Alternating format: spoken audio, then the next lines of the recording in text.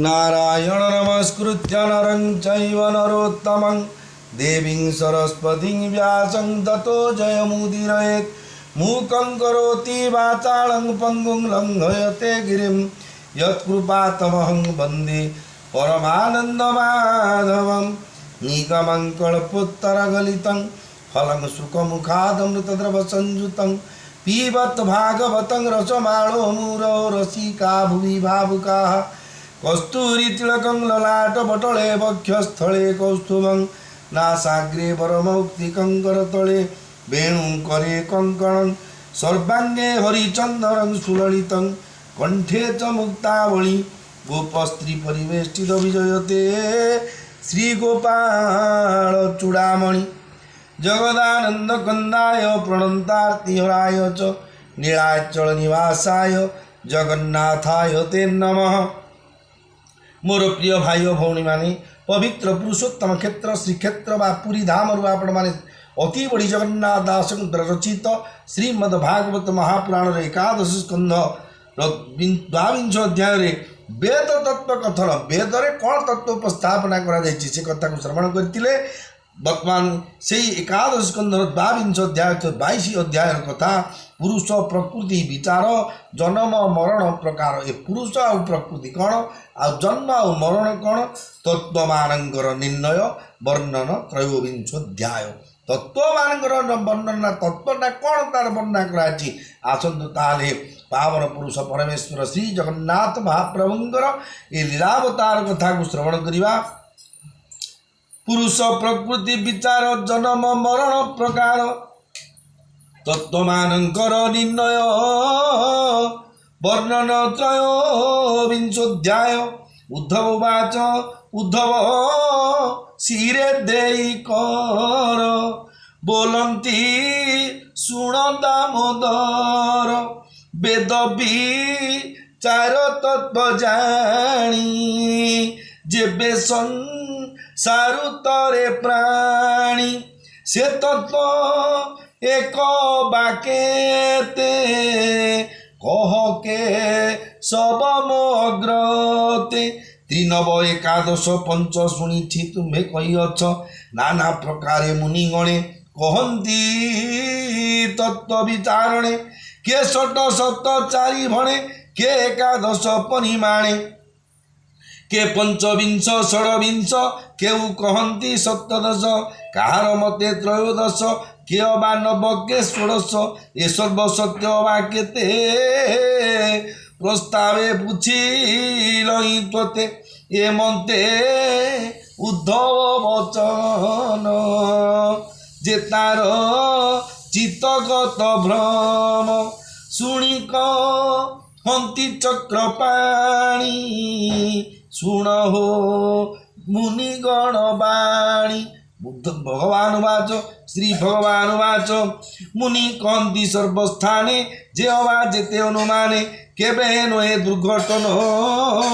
से सत्य ए तिनी भुवन संसारे मुनिगण चित्त मोर माया रे विमोहित नाना प्रकारे तर्क बले तत्व खाणती शयले कुतर्क विवाद प्रकारे तत्व विचारती संसारे एणु वचन एहांकर बुझतु अनेक प्रकार मु जहा कही अच्छी तोते संसारे तत्व मात्र एते मुनि ए विवादे मन्ते तर्क करती जे धामते शुण उद्धव साधु धीर ए तत्व मानक विचार अन्योन्य प्रवेश से होई कार्य कारण रूपे थाई से परस्परे मिशामिशी घट मृत्तिका प्राय दिशी जानिले एक रूप से ही विकल्पे नाना रूप होई जे पूर्वा पर तत्वज्ञ उणा अधिके जे विचार पंडित गणे बाद चिंती जेते बा कहीन अछंती मुनि वचन सुघटन तेणु से नुहई खंडन स्वभावे मोर माया घेनी जुक्ति करती जेते मुनि तांक वचन महितले मुहि स्थापई सुनिश्चले एणु जे तत्वज्ञ पुरुष दियंती ज्ञान उपदेश ईश्वर पुरुषंक गात्रे विभेद नाही तिलमात्रे विकल्पे कल्पना गोचरे जीव परम भेद विकल्पे कल्पना गोचरे जीव परम भेद करे जुक्ति करन्ति श्रुति भेदे पंडित स्वभाव विवादे जुक्ति करन्ति श्रुति भेदे पंडित स्वभाव विवादे तथापि तांक वचन मुहि जे करई स्थापन प्रकृति भेद तिनि गुण तत्परे नुहन्ति गणन काल स्वभाव जे ईश्वर त्रिगुण अटंती से पर ताहार सर्वशक्ति भावे तातहु त्रिगुण संभवे तेणु ये संसारे उकत जे सूत्र नाम महतत्व पुरुष प्रकृति महत अहंकार नभ परुत तेज सहिते आपक्षिति ये नव तत्वर गणति चक्षु नासिका चर्म कर्ण जिह्वा इंद्रिय पंच ज्ञान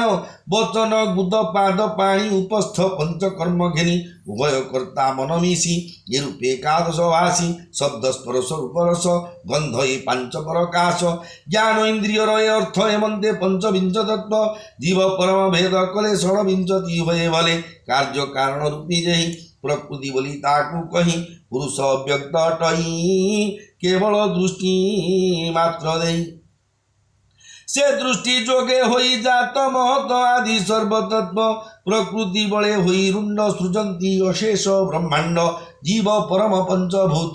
केवल ही सप्त तत्व जीव परम एक मानी केही बा षड तत्व गणी तेज आवर जल अन्न आत्मा रुए जे उत्पन्न ये तहुआन सबु जात एणु के बोले चारि तत्व कर्म इंद्रिय पंचभूत आवर पंचतन मात्र मन पवन आत्मा घेनी के सप्तदश तत्व भणी मन आत्मा को एक मानी केहू षोडश तत्व जानी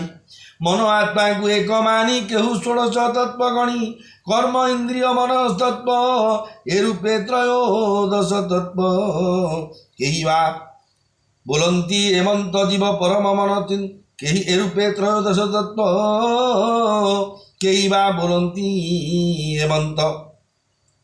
जीव परम मन तिनि एक आत्मा केहू मानी पंच इंद्रिय पंचभूत के बोले एकादश तत्व मन बुद्धि जे अहंकार पंच महाभूत आवर पुरुष घेनित केहू मुनि नवतत्व जे परिमाणी हेमंत मुनि वचने जे तत्व घटे अनुमाने शास्त्र विचारती संसारे हेमंते अनेक प्रकारे न्याय वचन जुक्तिमूल कर्णे शुणिते कुतूहल पंडित मानक वचन केवे हेनो हे दुर्घटन हेमंत गुणमय वाणी उद्धव कृष्ण मुखु शुणी पुणी संशय करी मने पुछई कृष्ण सन्निधाने उद्धव वाच प्रकृति पुरुष स्वभावे एकुआर एक भिन्न जेवे आश्रय करती अन्योन्ये नित्य आश्रय करती अन्योन्ये नित्य बसंती एक स्थाने पुरुष प्रकृतिर देहे बसई जीवन पराए प्रकृति पुरुष न छाड़े एणु से थांती एक जड़े के मनते देहु आत्मा भिन्न संभव नाई मोर मन ए चित्त संशय मोहर छेद हे कमलांक वर गोविंद कमल लोचन परम पुरुष उत्तम तोर माया रे जीव जेते मोहे जंत्रित ए जगते जाहाकु हेउ तु सदय ज्ञान ता हृदय हृदय तु जाणु तोर माया गति अपरे तान जानती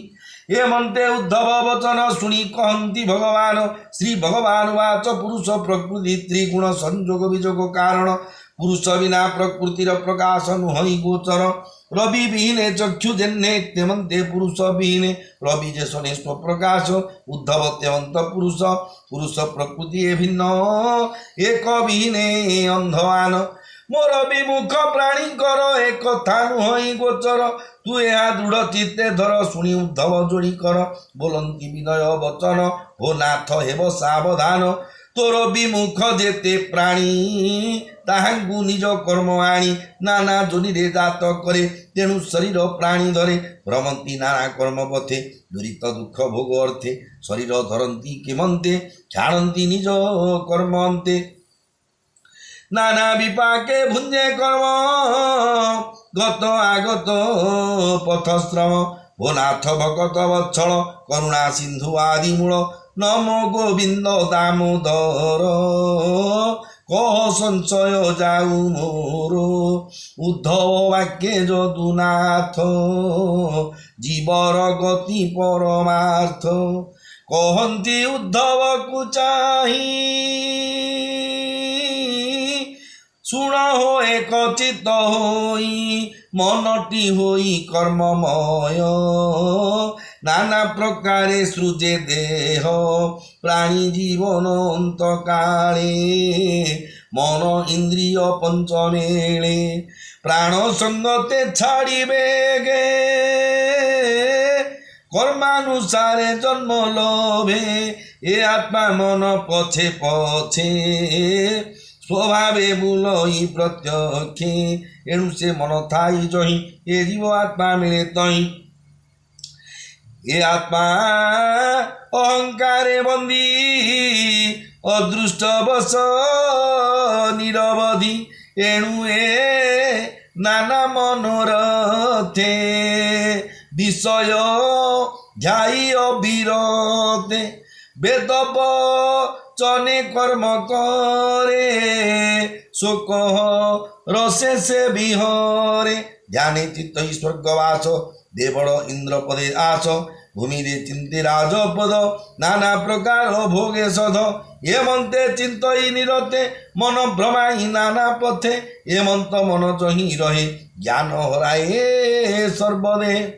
মন বাসনা জীব সঙ্গে কর্ম মিলই তার আগে যেবে সে অন্য দেহে বসে কান্তি মন তহি মিশে আত্মা সঙ্গতে রহে স্থিরে পূর্ব শরীর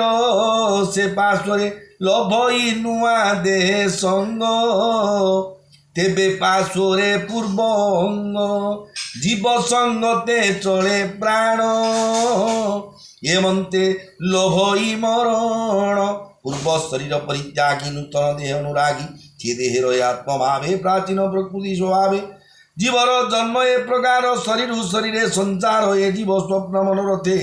যে রূপে ভ্রমঠায় নিত্যে নিদ্রা অবসানে সচেতে যে রূপে পাশরই চিত্তে সেই প্রকারে পূর্বদেহ পাশরে পাই নূয়া দেহ এ আত্মা নির্মল স্বভাবে মনর বশ হয়ে যাবে উত্তম মধ্যম অধম গতি লভই করি কর্ম